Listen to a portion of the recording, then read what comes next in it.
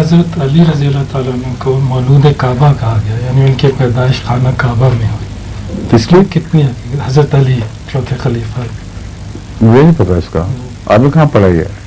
خاص طور پہ شیعہ ذرا جو ہے اس پہ کافی زور دیتے ہیں، دیتے ہوں گے۔ خاصیت رسول اللہ صلی اللہ علیہ وسلم کی ولادت کہاں ہوئی ہے ان کے نزدیک؟ وہ تو عام گھر میں ہوئی نا، تو حضرت علی افضل ہوگا؟ کیسی فضول بات!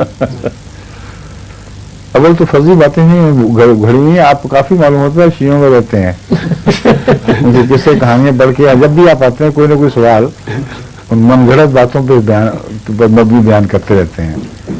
سند مانگا کریں پہلے اور نتیجہ پوچھا کریں کیا نتیجہ نکلتا ہے، پھر وہ غلط نتیجہ نکال نہیں سکتے، غلط سند کو ثابت نہیں کر سکیں گے۔